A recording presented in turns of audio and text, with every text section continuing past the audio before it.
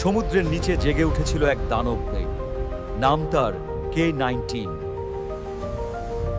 ঠান্ডা যুদ্ধের সেই সময়ে পৃথিবী দুই ভাগে ভাগ হয়ে গিয়েছিল, এক পাশে আমেরিকা, অন্য পাশে সোভিয়েত ইউনিয়ন। এই প্রতিযোগিতার মাঝেই সোভিয়েতরা তৈরি করছিল এক ভয়ঙ্কর অস্ত্র জাহাজ, পারমাণবিক সাবমেরিন K-19।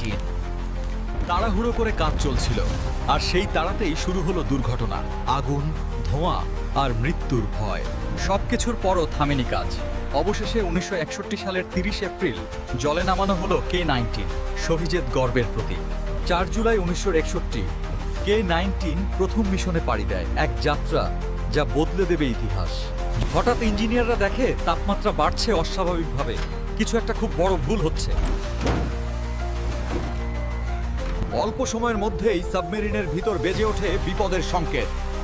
রিঅ্যাক্টরের তাপমাত্রা নিয়ন্ত্রণের বাইরে চলে গেছে। রিঅ্যাক্টর রুমে তখন শুধু শব্দ আর ধোঁয়া।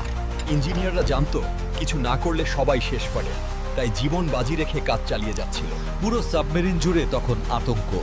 ক্যাপ্টেন জানতেন সামান্য ভুলেই বিস্ফোরণে উড়ে যাবে পুরো জাহাজ। রিঅ্যাক্টরের পাশে পৌঁছে তারা হাতে তৈরি নতুন পাইপ বসাতে শুরু করলো। এই ছোট কাজটাই হয়তো বাঁচাতে পারবে সবাইকে। ক্যাপ্টেন জানতেন এই মুহূর্তে কোনো সিদ্ধান্তই সহজ নয়। কয়েকজনকে মরতে হবে, তবেই বাঁচবে পুরো সাবমেরিন। রিঅ্যাক্টরের ভেতর তারা তৈরি করলো নতুন কুলিং ব্যবস্থা। এই সামান্য সংযোগই রক্ষা করলো হাজার জীবনের আশা।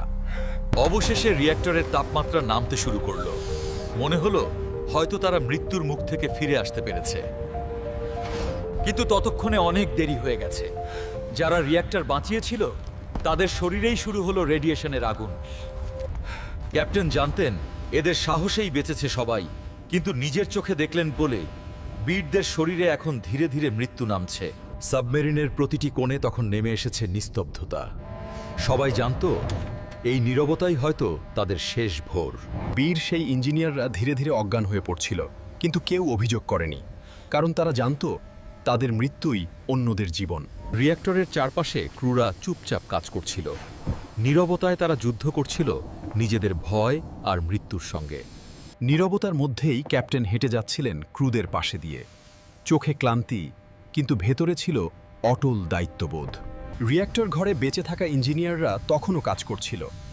তাদের হাতে ছিল কেবল দায়িত্ব। মৃত্যুর ভয়টা যেন হারিয়ে গিয়েছিল।